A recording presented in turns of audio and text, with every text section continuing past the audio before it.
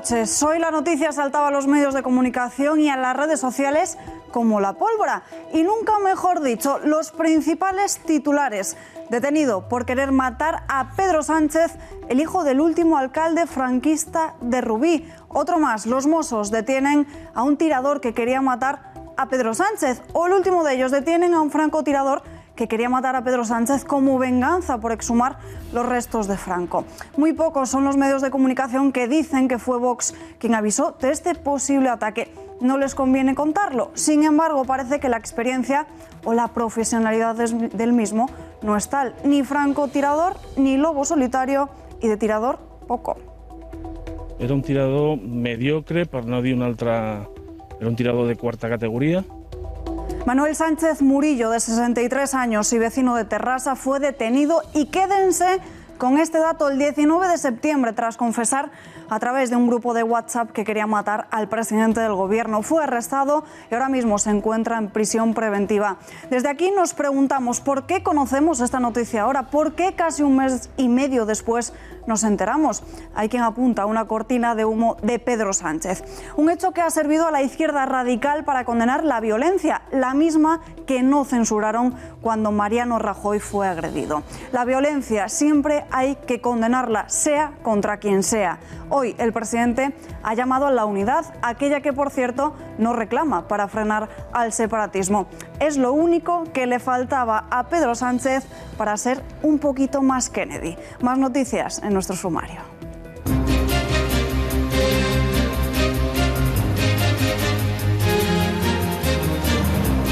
Pablo Casado vuelve a la carga. El Partido Popular pide la comparecencia de 5 ministros del Gobierno por dudas en torno a su patrimonio. Estos son la ministra de Educación, Isabel Celaá, Justicia, Dolores Delgado, Ciencia, Pedro Duque, Exteriores, Josep Borrell y Transición Ecológica, Teresa Rivera. La bancada popular quiere que los miembros del Gobierno socialista aclaren sus escándalos. La exvicepresidenta del Gobierno, Soraya Sáenz de Santamaría, ha tomado posesión de su cargo como miembro del Consejo de Estado junto a la vicepresidenta. Lo han hecho otros 3 integrantes más de este órgano consultivo. Y a pesar de no encontrarse ya en el Partido Popular, se le ha preguntado por la salida de Cospedal. En unos minutos les contamos su reacción. Y si usted va a firmar una hipoteca, espere mejor hasta el sábado. Será dentro de 2 días cuando entre en vigor el Real Decreto que se ha aprobado esta misma mañana en el Consejo de Ministros. El Gobierno obliga a que sean los bancos los que se hagan cargo del impuesto de actos jurídicos documentados. En el Congreso pedimos que pase al Senado y que además se tramite con carácter de urgencia. La Comisión Europea recorta sus previsiones de crecimiento económico para España. Bruselas la ha bajado en 2 décimas, tanto este año como el siguiente, 2,6 y 2,2% respectivamente. Aumenta, por otra parte, el déficit público previsto para el próximo año hasta el 2,1% del PIB, lo que supone 3 décimas por encima del objetivo del Gobierno y 8 con respecto a la meta pactada con la Unión Europea. Están bastante alineadas con las previsiones del Gobierno. Para el ejercicio 2018 exactamente un crecimiento del 2,6%, que es el que prevemos nosotros. A 23 días de las elecciones andaluzas, la presidenta de la Junta de Andalucía, Susana Díaz, se sienta en el Senado. Lo ha hecho a petición del Partido Popular y dentro del marco de la Comisión de Investigación sobre la financiación irregular de los partidos políticos. Niega que en el caso ERE haya financiación ilegal del Partido Socialista. No hay ninguna causa abierta en Andalucía que vincule ningún caso de corrupción, ningún caso ilegal con financiación ilegal de los partidos políticos en mi tierra. En página internacional, al menos 12 muertos y 20 heridos por un tiroteo en un bar de California. Son los últimos datos que han llegado a nuestra redacción de informativos. Un hombre armado ha irrumpido en un local en el que se celebraba una fiesta universitaria. El atacante también está muerto.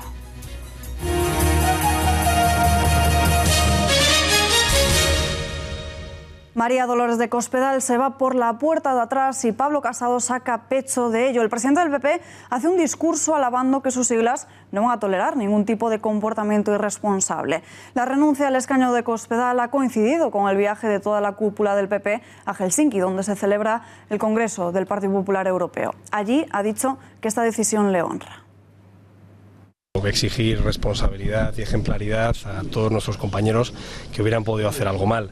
Ese compromiso se revalidó en un congreso abierto a la militancia en el que uno de mis puntos fundamentales fue precisamente eso, el no permitir dobles raseros, no permitir que la opinión pública o otros partidos se cebara en el Partido Popular de forma injusta, pero al mismo tiempo ser muy exigentes con cualquier comportamiento que saliera de esa ejemplaridad que creo que los ciudadanos nos exigen.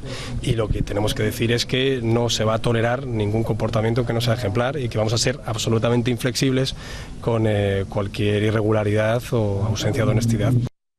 Y atención, porque la que ha sido su archienemiga dentro del PP desde hace muchísimos años también ha sido preguntada sobre esta marcha. Soraya Sáenz de Santamaría ha tomado posesión en el Consejo de Estado y minutos antes, en una conversación informal con los periodistas, la que fuera número 2 del Gobierno ha dicho ver con poca distancia el panorama político actual y la situación interna dentro del partido.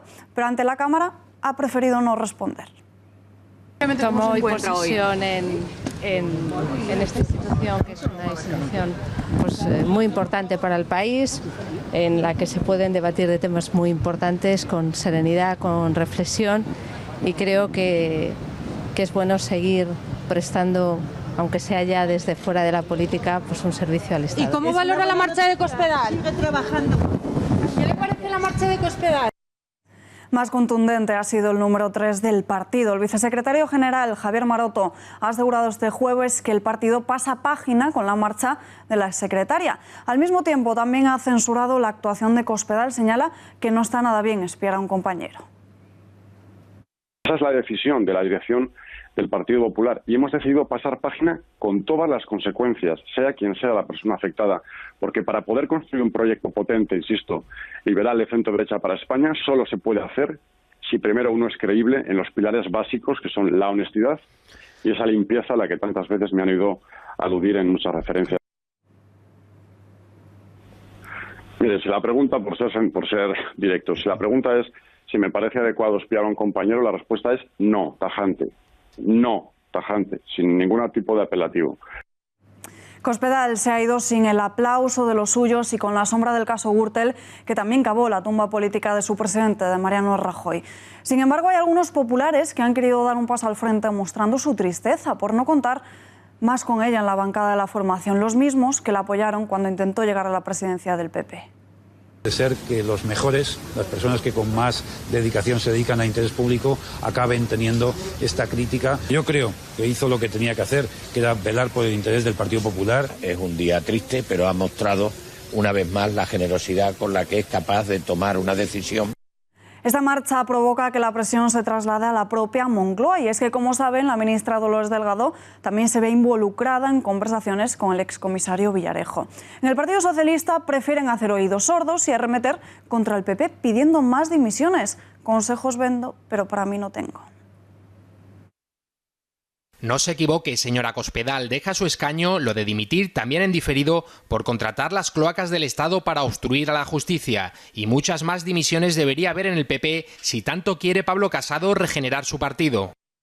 Lo cuenta hoy en exclusiva OK Diario, una historia de sobornos, de topos policiales y la creación de un dispositivo paralelo para tapar supuestamente datos sensibles de diferentes dirigentes del Partido Popular. Una sucesión de hechos que se remontan en el pasado 2014, hace 4 años. Según el Digital, la Moncloa solicitó al Ministerio de Interior, entonces bajo el mando de Jorge Fernández Díaz, la puesta en marcha de un operativo policial. Los miembros de este supuesto operativo serían los comisarios José Villarejo, adscrito a la Dirección General de la Policía, y también Enrique García Castaño, el jefe de la Unidad Central de Apoyo Operativo.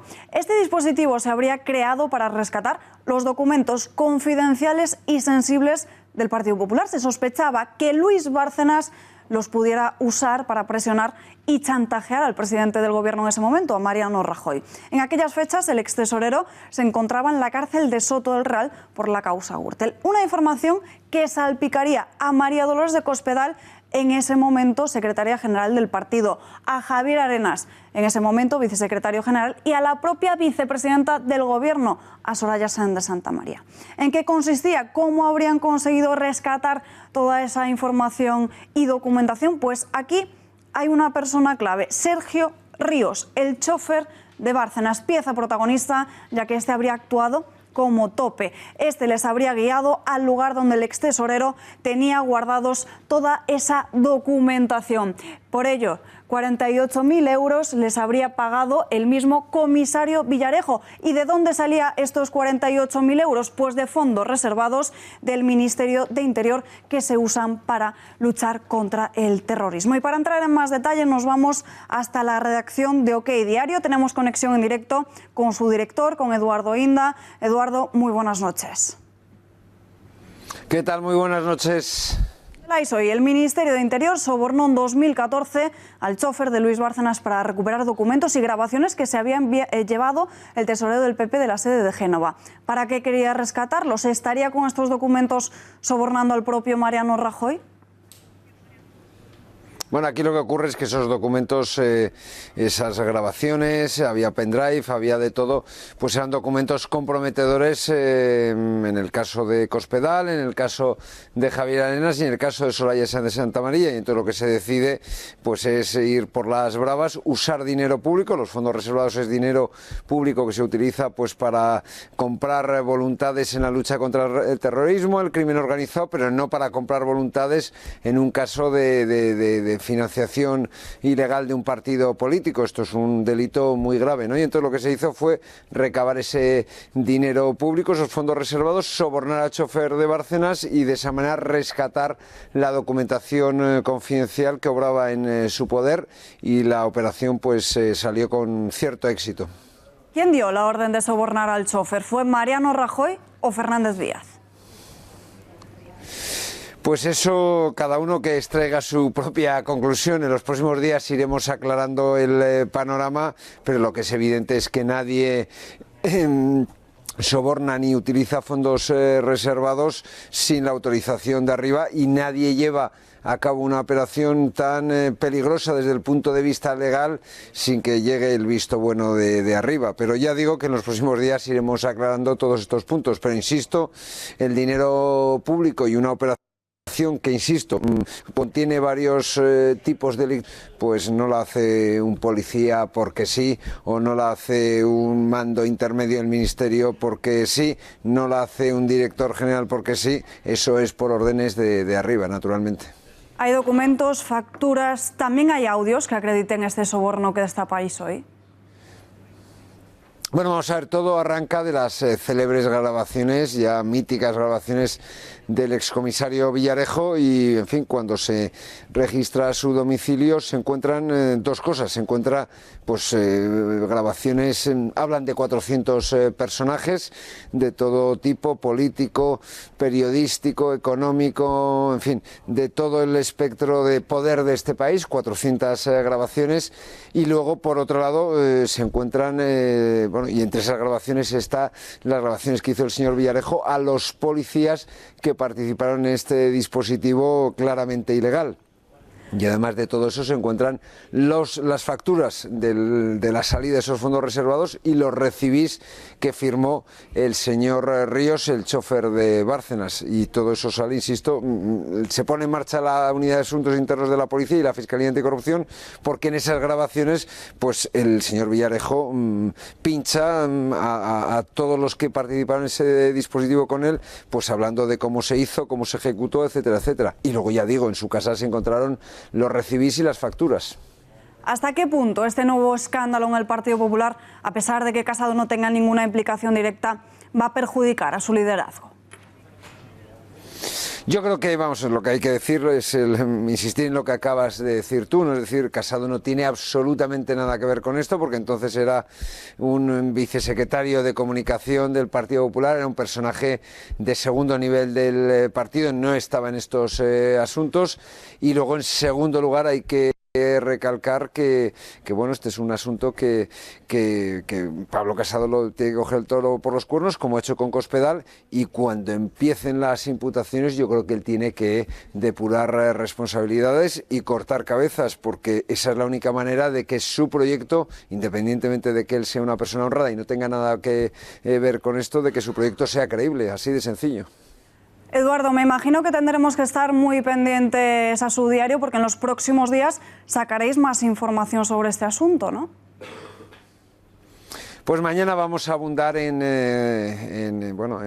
las fechorías que se hicieron con el chofer de Luis Bárcenas para llegar al objetivo, que era, rescatar documentos muy sensibles, muy comprometedores de estos tres personajes tan importantes del Partido Popular. Y mañana vamos a contar más de cómo se hizo, quién lo hizo, etcétera, etcétera. Eduardo Inda, desde OK Diario, gracias y muy buenas noches. Muy buenas noches desde OK Diario. Al Gobierno todavía no le dan las cuentas, continúan sin los apoyos necesarios para que los presupuestos consigan ser aprobados en el Ejecutivo, a pesar de que el separatismo dice día tras día que no, continúan tendiendo la mano. Lo que ayer afirmó el presidente de Gobierno con verdadera voluntad de poderlo hacer es que si a Torra no le parece mal o le parece bien, dicho de otra manera, el día que este Consejo de Ministros se desplace a Barcelona para celebrar el Consejo de Ministros y acercarse así a la ciudadanía catalana, podrá haber una entrevista.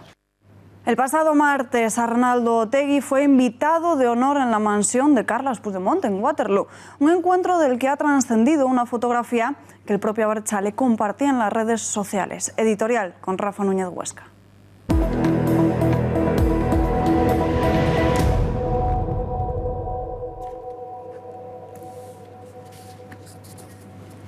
Vean esta imagen. De la izquierda, Carles Puigdemont y Casa Major es un prófugo de la justicia acusado de delitos gravísimos contra la democracia, la Constitución y la unidad nacional. Acusado de haber roto la sociedad catalana. El otro, Arnaldo Otegi Mondragón, exmiembro de la banda terrorista ETA, que asesinó a casi 900 personas, multó a varios miles y generó un ambiente de horror durante décadas. ¿Con el objetivo cuál? El objetivo mismo que Puigdemont, quebrar la unidad de España. Otegi secuestró y torturó a Luis Abaltúa, al que obligó a jugar a la ruleta rusa con un revólver. Estos son los dos sujetos de la foto. Una foto que subió a las redes sociales el exmiembro de ETA y en el que podía leerse que el País Vasco y Cataluña son dos pueblos con un único objetivo. Decían entre exclamaciones, la independencia. Nosotros, decía Arnaldo Otegi, siempre con Cataluña. Porque a los dos, tanto a Otegi como a Puigdemont, les une lo mismo, su odio irredento a España. Y ya preparan un frente separatista para dinamitar, un verbo que por cierto a Otegi le tiene cierta afición, para dinamitar una nación varias veces secular. Según advertía el propio Otegi ayer en una entrevista en la televisión pública vasca, vascos, catalanes y gallegos, decía Otegi, tenemos que jugar juntos una partida contra un Estado totalitario. Una reedición de la vieja Galeusca. Esta es la situación, una situación difícil, quizá la más grave de los 40 últimos años, de los 40 años de democracia. Y en la Moncloa, ¿quién hay? La Moncloa, el lugar desde el que debería darse batalla y darse respuesta a estos sujetos, a estas ideas depredadoras, mora un tal Pedro Sánchez. Es difícil ser optimista, Alba. Más complicado que nunca. Gracias, Rafa. Más asuntos que marcan la actualidad política del día. 40 días es el plazo que se marca el Gobierno en el calendario para exhumar a Francisco Franco del Valle de los Caídos. La ministra de Educación y portavoz del Gobierno, Isabel Celaá, ha anunciado el inicio de la segunda etapa y definitiva fase para la exhumación de Franco del Valle. Una vez finalizado el plazo de alegaciones que el Ejecutivo Central abrió tras anunciar sus intenciones, ahora se aprueba continuar con el procedimiento administrativo que llevará el Ministerio de Justicia. Hemos concluido el proceso de alegaciones y el Consejo de Ministros ha acordado la continuación del procedimiento de exhumación de Franco, con lo cual el Consejo de Ministros ha encargado a la ministra de Justicia que remita al Ayuntamiento de San Lorenzo del Escorial el proyecto necesario para llevar a cabo la exhumación. Cuenta atrás para las elecciones andaluzas, poco más de 20 días para acudir a las urnas. Hoy, mientras tanto, Susana Díaz ha dado explicaciones en el Senado sobre la financiación irregular de los partidos políticos. Niega que en el caso de los ERE haya financiación ilegal del Partido Socialista. Vestida de blanco como presagio de lo que sería su estrategia, la presidenta de la Junta de Andalucía, Susana Díaz, no ha tenido un buen día. Asistía a la comisión de investigación en el Senado para declarar sobre la presunta corrupción del PSOE andaluz por el caso de los ERE y llegaba con el firme objetivo de dejar clara blanca e impoluta su calidad de inocente. Sin embargo, para ella, su llamada a declarar tiene más que ver con las elecciones andaluzas del próximo 4 de diciembre. Estoy aquí no como presidenta de Andalucía, sino como candidata para el próximo 4 de diciembre. Su discurso repetitivo y sin dar más explicaciones que las convenientes para que no se entendiera nada, se basaba en negar cualquier tipo de vinculación del PSOE con la corrupción. No hay ninguna causa abierta en Andalucía que vincule ningún caso de corrupción, ningún caso ilegal con financiación ilegal de los partidos. Pero lo más destacable de esta comisión ha sido la guerra dialéctica de la presidenta con el senador del Partido Popular, Luis Aznar, el acento y gracejo, uno de los detonantes. Lo hace usted con un gracejo especial. Lamento que mi habla le parezca que tiene gracejo. Yo me considero una mujer bastante sosa. No es su habla, es usted. El gracejo, el acento, el habla. No es ese tipo de elementos los abandonamos. Que no se haga la mártir. Pero también han tenido tiempo para hablar de su mutua falta de atención. Continúe. Termine. Continúe usted. Bien. Sí. Digo que cuando comparte un... No, hombre, pero si no me escucha, ¿para qué voy a continuar? Puedo hacer dos cosas a la vez. Yo no tengo esa habilidad, señora Nadie. Yo una y me entrego, pero... Y de la edad y también del tiempo. Además lo noto agrio, irritado y nervioso. Y creo que... Yo es que ya tengo una edad. Mi edad, que son solo 44 años, se cura con el tiempo. Se le curará a usted, a mí ya no. Y así terminaba esta comisión, muchos reproches, poca claridad y la tónica de siempre, mucho hablar para no decir nada. Tiempo de análisis. Hablamos ya con la senadora del Partido Popular, Esther Muñoz. La saludamos, señora Muñoz. Muy buenas noches. Un placer saludarle. Hola, buenas noches. Hoy ha estado en la Comisión de Investigación sobre la financiación de los partidos políticos. Susana Díaz ha negado que su partido esté condenado por financiación ilegal. ¿Cómo se ha defendido por el caso de los ERE? Bueno, efectivamente todavía no hay condenas porque estamos en la fase de los juicios orales. Pero bueno, la forma que ha tenido de defenderse es la que hace siempre, ¿no? Parece que cualquiera que ataca las fórmulas de gobierno de la Junta de Andalucía o que ataca las formas de gobierno de los expresidentes Chávez y Griñán, parece que cualquiera que ataca sus formas de gestionar sus fondos públicos ataca a Andalucía. Y no es cierto, no es que ataquemos a Andalucía, atacamos la forma de gobernar del Partido Socialista durante 40 años en los que lo único que han hecho ha sido robar a los andaluces. Una de las respuestas de Díaz ha sido que atacarle a ella es atacar a Andalucía. ¿Considera que su comparecencia está dentro de la estrategia de la precampaña electoral andaluza? Bueno, eso es precisamente lo que nos vino a decir en la comisión, ¿no? En la primera introducción que hizo, lo primero que dijo es que se la llamaba a esta comisión porque era parte de nuestra campaña en las elecciones andaluzas. Y yo quiero recordar que la señora Díaz se la citó a comparecer en esta comisión 3 días antes de que ella convocase las elecciones. Por lo tanto, a no ser que fuésemos adivinos, nosotros no sabíamos que iba a convocar elecciones. Por aquel entonces ella estaba discutiendo si hacerlas coincidir con Pedro Sánchez o no en función de los intereses que tenían cada uno, ¿no? Por lo tanto, primera falsedad. Y en segundo lugar, a la señora Díaz se la ha convocado a esta comisión, entre otras cosas, porque su partido, del que ella es secretaria general en Andalucía, y muchos de sus compañeros y excompañeros llevan años saqueando fondos públicos de los andaluces y están en más de 600 veces imputados, tienen 200 causas abiertas por más de 5.000 millones de euros que han robado a los andaluces. Por lo tanto, la señora Díaz ha sido aquí llamada por todos los desastres de gestión que han tenido en Andalucía. ¿Por qué cree que Díaz no ha respondido sobre si tiene algún familiar más que haya trabajado en relación a la Junta de Andalucía? Bueno, ella ha estado repitiendo continuamente que el artículo 502 del reglamento del Senado la impide como compareciente mentir. En el momento en el que ella no quiere contestar por algo, pues a lo mejor es porque tiene miedo de decir alguna mentira.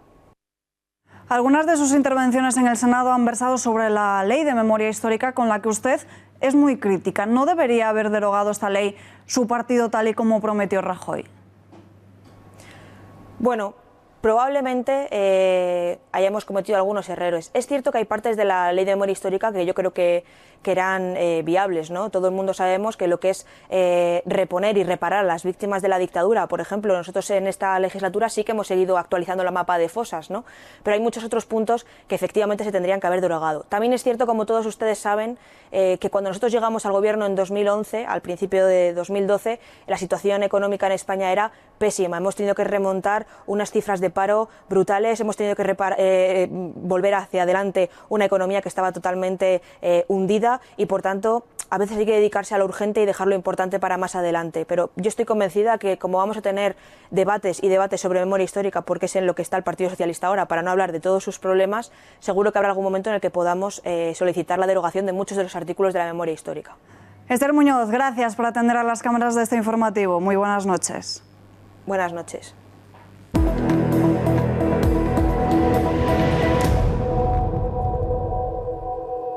Esta mañana, con todo respeto a la autoridad judicial que emitió su veredicto en el día de anteayer, con todo respeto, como digo, a la actuación judicial, el Gobierno ha procedido a cumplir con su deber en su capacidad ejecutiva, modificando a través de un Real Decreto Ley que entrará en vigor el mismo día que sea publicado en el Boletín Oficial del Estado.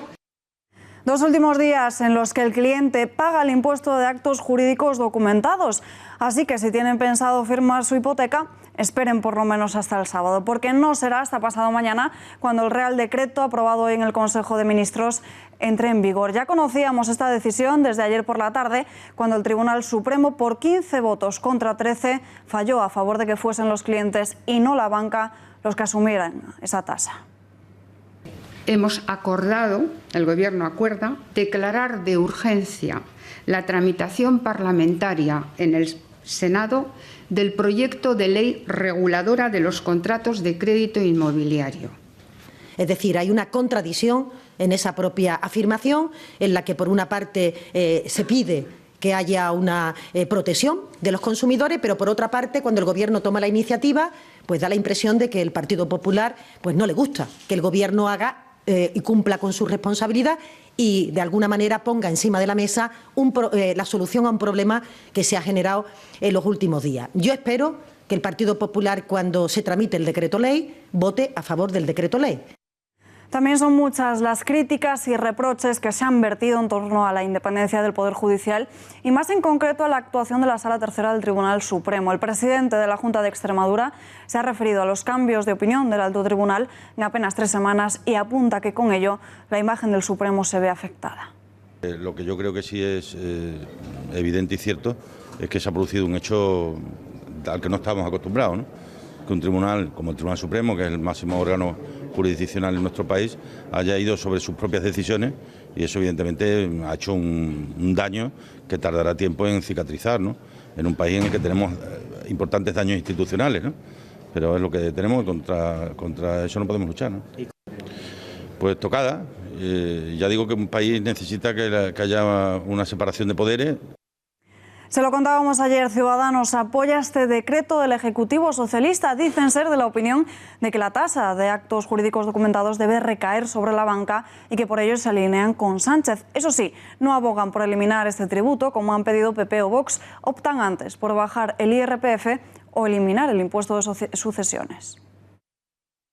Y durante más de 20 años ese impuesto lo han estado pagando los ciudadanos porque ni el Partido Popular ni el Partido Socialista se preocuparon de modificar o de clarificar esa ley que aprobó el Partido Socialista en su día. Y tenemos claro que ese impuesto tiene que cambiarse la ley para que sean los bancos los que lo paguen y liberar a las familias del pago de ese impuesto.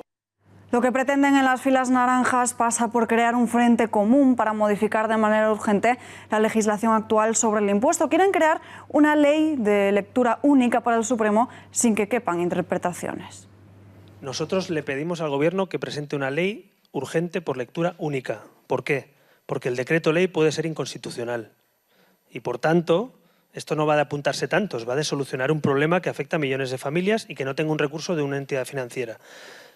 Por tanto, estoy a favor de solventar eso, lo dije ayer, lo digo claramente. Creo que ese decreto y esa legislación de hace 23 años no estaba clara y precisamente hemos llegado hasta los tribunales, en este caso no por culpa de los tribunales, sino del legislador, pero que el legislador puede hacer cosas. También se ha pronunciado en este asunto la comisaria europea de competencia. Prevé que se produzca una reacción en el mercado español y diferencias en el campo de juego europeo ante estas últimas decisiones. And yet we have so many differences between member states. And I think this is a good example that in some countries the customer will pay the stamp cost, in other countries the customers will not pay the stamp cost. I think what will unite us is the fact that there will be a market reaction. Analizamos todo lo que puede suceder en nuestra habitual sección de los jueves de economía con Lucio Muñoz, consultor de empresas y analista económico. Señor Muñoz, muy buenas noches. Buenas noches, Alba. Encantado. ¿Subirán los tipos de interés de las hipotecas los bancos? Sí, de hecho ya lo han subido dos bancos. Como tú bien has dicho antes, el Real Decreto que se ha aprobado esta mañana en Consejo de Ministros, que modifica el artículo 29 de la ley que regula el impuesto a actos jurídicos documentados, tendrá, cuando entre en vigor, tendrá varios efectos. Y el primero es el que tú apuntabas, Alba. De hecho, como te decía yo también, CaixaBank es uno de los bancos que ya ha subido estos tipos de interés de sus hipotecas un 0,15%. ¿Y por qué se va a subir el tipo de interés de las hipotecas? ¿Por qué va a subir la banca los tipos de interés de sus hipotecas? Pues evidentemente porque el coste que le va a producir la liquidación del impuesto de actos jurídicos documentados, que es el efecto de este Real Decreto, la aprobación de este Real Decreto, lo tiene que repercutir en el cliente y lo va a hacer principalmente a través de esta subida de tipos de interés de sus hipotecas. Los analistas ya han hecho sus primeros análisis, que no tienen por qué ser definitivos, y son los siguientes. Se calcula que puede haber una subida inminente de tipos en una franja que oscila desde el 0,5% hasta el 5%. Ya hemos visto, como acabo de decir antes, que CaixaBank ya lo ha subido, se ha adelantado a este Real Decreto y los ha subido el 0,15%. ¿Cómo va a pagar el cliente, el hipotecado, a partir de la entrada en vigor de este Real Decreto? El comprador de la vivienda, pues evidentemente en una subida de la cuota de forma prorrateada. Es decir, el impuesto de actos jurídicos documentados pues le viene costando hasta la fecha al cliente, al usuario bancario, al hipotecado, al comprador de la vivienda, en torno a desde 1.500 millones desde 1.500 euros hasta 3.000 euros. Pues ese dinero lo va a pagar a través de una subida de cuota en las nuevas hipotecas. Y también hay que tener en cuenta que esta subida puede ser mayor, esta subida de tipos de interés, puesto que también el Gobierno ha anunciado que va a modificar el impuesto, la ley de sociedades. ¿Para qué? Para que en el impuesto de sociedades no se pueda deducir este coste que le va a suponer liquidar el impuesto de actos jurídicos documentados la banca. No se pueda deducir este coste en el impuesto de sociedades. Por tanto, este nuevo gravamen también tendrá que repercutirlo en el cliente. Y todo ello en un entorno, como va a ser el año próximo, en el ejercicio 2019, marcado por una subida de tipos. Ya lo anunció el Banco Central Europeo, y aunque todavía el Euribor está en negativo, ya vemos cómo está subiendo. La segunda pues nota negativa y el segundo efecto que este Real Decreto Ley va a suponer es un aumento de la inseguridad jurídica. Recordemos que hasta la fecha, y en parte por la política del Gobierno, el valor de capitalización bursátil de los 8 bancos que cotizan en bolsa se ha reducido en más de 40.000 millones de euros. Y esto supone una pérdida de rentabilidad para los accionistas muy importante. Y tengamos en cuenta que los accionistas no solo son grandes accionistas, sino que también hay pequeños partícipes de fondos de pensiones y de planes de pensiones que también están sufriendo pérdidas. Cualquier ciudadano estándar medio puede ser un accionista de la banca. ¿Está el Gobierno intentando demonizar a la banca, aún sabiendo que los principales beneficiados son las comunidades autónomas? Creo que sí, Alba, porque está engañando a gran parte de la sociedad. ¿Por qué? Porque el fallo del pasado martes, del 6 de noviembre, es justo lo que esperaba el Gobierno y las comunidades autónomas. Este fallo les ha venido fenomenal. Lo único que ocurre es que ante la sociedad pues están intentando darle la vuelta a este fallo. ¿Por qué? Porque si el fallo hubiera sido el contrario, lo que hubiera el inmediato efecto es el siguiente. Los afectados hubieran reclamado a las comunidades autónomas, que son las que recaudan este impuesto, 5.000 millones de euros. Estos 5.000 millones de euros se los hubiera reclamado a su vez las comunidades autónomas a la banca, pero evidentemente no sabemos cómo se hubiera pronunciado la justicia, puesto que la banca ha cumplido la ley. Paradójicamente, lo que hubiera podido producir una sentencia contraria a la del 6 de noviembre es que las comunidades autónomas, las cuentas públicas de las comunidades autónomas hubieran sufrido un agujero de 5.000 millones de euros de forma permanente y, evidentemente, esto hubiera afectado a los objetivos de déficit. La mayor contradicción y la mayor prueba de que esto es así, de que están demonizando a la banca y también a la justicia, tanto Podemos como PSOE, es lo que hizo el PSOE y Podemos en el año 2015 tras las elecciones autonómicas y municipales en Aragón. Recordemos que en Aragón gobierna el PSOE con el apoyo de Podemos. Estos dos partidos subieron el tipo del acto jurídico documentado del 1% al 1,5%, que es el tipo máximo al que se puede subir este impuesto en España. Un 50% subieron este impuesto. ¿Y a qué obedece todo esto? Pues es una estrategia política económica que se basa en destruir a la banca, que es el motor de una economía, que es la base de una economía libre de mercado, y destruir también a la justicia, que es el pilar sobre el que se sustenta pues, un Estado democrático de derecho. Es una estrategia típica pues, de cualquier partido comunista que lo que quiere es implantar una dictadura comunista, que es lo que está intentando tanto Podemos como el PSOE. La reclamación de los gastos de liquidación del impuesto de actos jurídicos documentados podrían seguir el mismo camino que siguieron las de las cláusulas suelo. Podrían seguir, aunque no son dos casos idénticos, pero sí es una referencia. Recordemos que el Tribunal Supremo, en el caso de las cláusulas suelos, falló en contra de la reclamación retroactiva de estas cláusulas suelo. Y a través de una acción de prejudicialidad ante el Tribunal Europeo, ante el Tribunal de Justicia de la Unión Europea, pues este tribunal falló en contra, es decir, a favor de la retroactividad y a favor de la reclamación de estas cláusulas suelo de forma retroactiva. El resultado todos los españoles lo conocemos. Podría seguir el mismo camino, pero los expertos en este área pues, determinan que es muy difícil que haya una reclamación masiva del impuesto, de la liquidación del impuesto de actos jurídicos documentados, tal como sucedió con la reclamación de las cláusulas suelo, y también el procedimiento será diferente. También tienen otra vía los españoles, que es vía interna, es a través de los juzgados de primera instrucción, siempre que existan dos argumentos que sean efectivos, es decir, que el primero se va a producir de forma permanente, que es la sentencia del 16 de octubre, que es firme, pero el otro argumento se debería tener en cuenta para determinar el resultado de la reclamación, y es que la reclamación se tendría que hacer en el marco de una cláusula abusiva para que fuera efectiva esta reclamación. Pues señor Muñoz, un jueves más. Muchísimas gracias por estar aquí con nosotros. Muchísimas gracias, Alba. Feliz fin de semana. Igualmente. Que Sánchez decía una cosa cuando era oposición y otra ahora cuando es presidente no es nada nuevo. Esas son todas sus idas y venidas. Donde dije digo, Pedro Sánchez lo ha vuelto a hacer, contradicciones, incoherencias y argumentos enfrentados en sus discursos. Así era el Sánchez que estaba a punto de ocupar la Moncloa. Nosotros convocaremos elecciones, sí. Cuanto antes, por supuesto.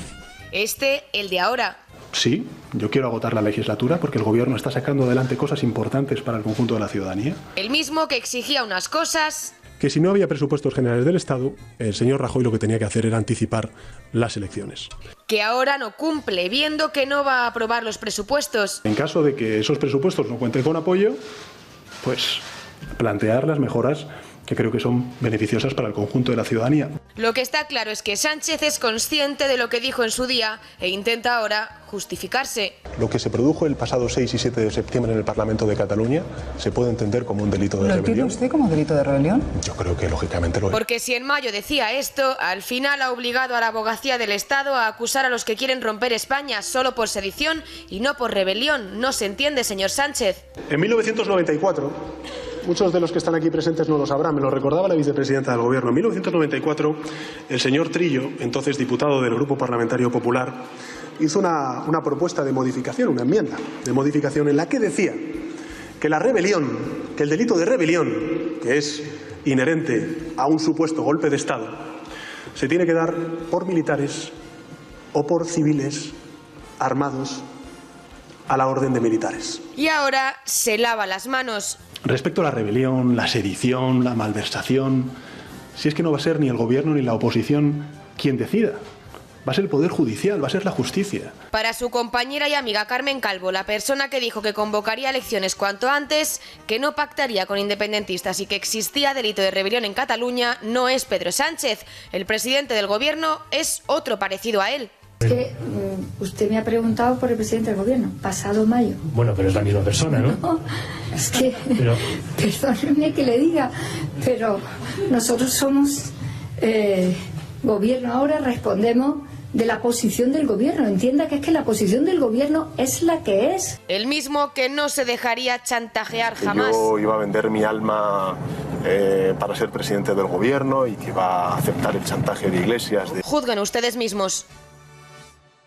Abrimos ya página internacional. Muy polémica la rueda de prensa de ayer de Donald Trump después de perder esa Cámara de Representantes. Una rueda de prensa que, por cierto, nos ha llevado a querer comparar cómo son aquí y allí. Para ello nos hemos basado en la de Donald Trump.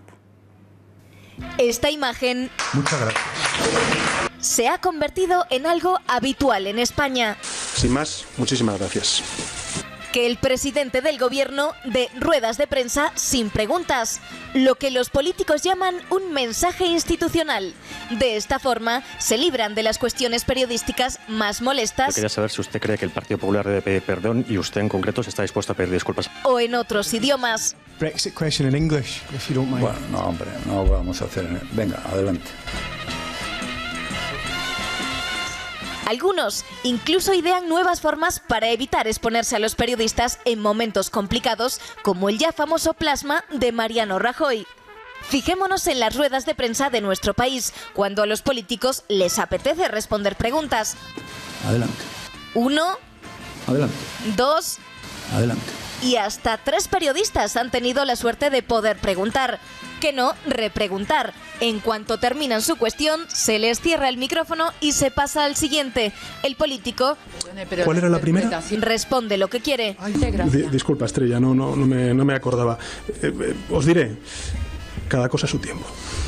También puede pasar que las preguntas las haga el jefe de prensa o que estén previamente pactadas, que es lo más parecido a saberse las preguntas del examen. ¿Es esto lo normal? No. Hagamos una comparación. Vayámonos a Estados Unidos. Rueda de prensa de Donald Trump. Fíjense cómo todos los periodistas levantan la mano para pedir turno. Trump elige al azar y como consecuencia hay preguntas que no le gustan.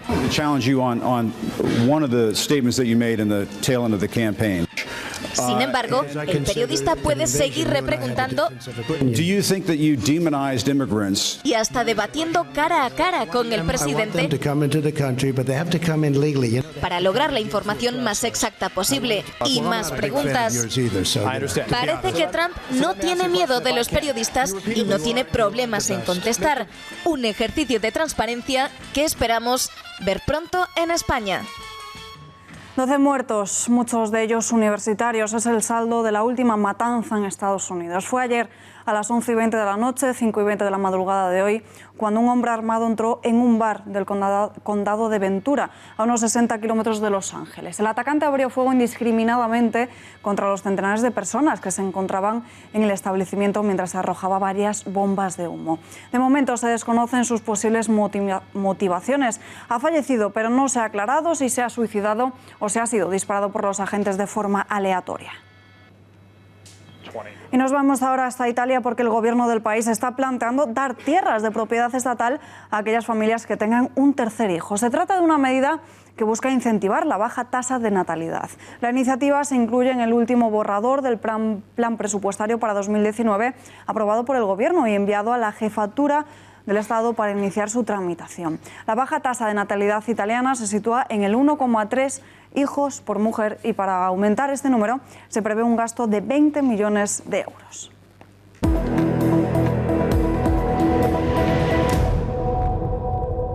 Y abrimos ya otra de nuestras habituales secciones de tendencias con la periodista Elisa García Falla. Elisa, muy buenas noches. Buenas noches, Alba. Bueno, cuéntanos, ¿qué nos traes esta semana? Bueno, pues íbamos a hablar fundamentalmente de una prenda que llevamos muchísimo en primavera y en verano y que jamás pensaríamos que estuviera de moda en otoño y en invierno, pero sí que lo está. Me estoy refiriendo a las faldas plisadas. Y en casa se preguntarán, ¿son lo mismo las faldas plisadas que las faldas de tablas? Bueno, pues hay una gran diferencia. Ya lo dijo en su tiempo el diseñador japonés Issey Miyake, y resulta que es que las tablas siempre son más anchas que los pliegues de una falda plisada. Esta es la diferencia fundamental. Se le llama el maestro, el padre de la técnica del plisado a este diseñador japonés y sin embargo no le podemos atribuir a él todo el mérito. ¿A quién se lo atribuimos? Ya lo estudiamos incluso en el colegio, al peplo dórico o a las faldas de los egipcios, por ejemplo. Esto tiene muchísima historia y se llevan, como estamos viendo, en colores muy otoñales. ¿Cómo las vamos a combinar, Alba? Pues con botas, fundamentalmente, con botines, y para las más modernas, pues a lo mejor con unas deportivas si la falda es más bien larguita, ¿no? ¿Tú con cuál te quedas? ¿Con las faldas plisadas entonces? Yo con las faldas plisadas más largas y para mi gusto con botas, con jersey de punto gordito. Sí, así, con un toque jerseys más más tipo oversize, entonces, sí, ¿no? Sí, jerseys XL, grandotes, que te puedas meter a lo mejor un poquito por dentro. Esa es la tendencia. Es que luego también está la mentalidad de muchas personas que dicen, no, estas faldas como con corte midi no deberían llevarse en estaciones con más frío porque no sabemos cómo combinarlas muy bien del todo, pero la verdad es que, como dices tú, con unas botas y un jersey maxi, sin más. Lo tenemos el look. ¿Qué más, Elisa? ¿Qué más para este Bueno, pues juego? Vamos a hablar de belleza que se come. Yo no sé si has oído hablar belleza de este... que se come. Sí, no sé Me si suena has un poco extraño. Es un poco extraño, pero a la vez es un término atractivo. ¿Por qué? Porque son alimentos de los que nos podemos beneficiar para vernos más guapas y sentirnos mejor por dentro. Hablamos de un alimento que es el kaki, que es un fruto que está ahora en todos los supermercados porque es un fruto de otoño. ¿Y para qué lo utilizamos? Bueno, es una fruta anticancerígena que tiene muchísimas vitaminas y además se puede utilizar como una mascarilla. Sobre todo la utilizan las personas que tienen la piel muy seca. ¿Y cómo se prepara esta mascarilla? Lo que hacemos es batir un poquito el kaki, añadirle solamente una cucharada de aceite y nos la aplicamos en el rostro. De esta manera vamos a conseguir que nuestra piel esté mucho más suave y mucho más jugosa, mucho más luminosa también. ¿Durante cuánto tiempo nos aplicamos esta mascarilla? 10-15 minutitos, más o menos. Bueno, ese es el tiempo medio, pero si tenemos la piel más seca quizá lo dejaríamos un poquito más. Luego nos lo tenemos que aclarar, eso sí, con nuestra desmaquilladora habitual. ¿Por las mañanas, por las noches? ¿Cuál es el mejor momento del día? El mejor momento es aquel en el que estemos más relajados. A lo mejor a diario nos pilla un poco peor, pero el fin de semana, con tranquilidad, perfecto. Y con ello veríamos nuestra piel muchísimo más reluciente. Mucho ¿no? más. Bueno, Elisa, antes de despedirnos, nos queda todavía 2 minutitos para antes de despedir este jueves. Quería preguntarte por el look de la reina Leticia de hoy porque ha causado muchísimo revuelo. No sé si lo has podido ver. Sí. ¿Qué te ha parecido? Bueno, a mí me parece que al final es doña Leticia siempre va muy acorde con las tendencias y lo que hace es como darle un toque de sofisticación, ¿no?, a todos los looks que lleva. Así que va... El otro día, por ejemplo, la veíamos con leggings de cuero, que de hecho son una tendencia, pero siempre sabe darle una vuelta de tuerca y darle un toque más sofisticado a los looks. Bueno, para nuestros espectadores que nos están viendo y no tenemos esa imagen de la reina Leticia, llevaba un mono negro, ¿no? Así, sí, con corte hasta aquí, con la pierna sí, un poquito más estrecha y como si fuese de traje. La verdad es que a mí me gusta mucho cómo viste la reina Leticia, pero hay ocasiones que no veo que sea look como de reina. Me gusta más, que por ejemplo, Kate Middleton, moderno, ¿no? Sí. Bueno, hay que encontrar el término medio. ¿Cuál siempre es tu royal favorita? Yo es que me quedo con Leticia. ¿Con Leticia? Pues ahí lo dejamos. Hasta la semana que viene, Elisa. Hasta Gracias. Mañana. Y nosotros nos despedimos ya, nos hemos quedado sin tiempo para más, pero les dejamos, como siempre, con Tiempos Modernos y El Gato al Agua, todo el mejor análisis de toda la actualidad política. Nosotros volvemos el lunes a las 8:30. Buenas noches.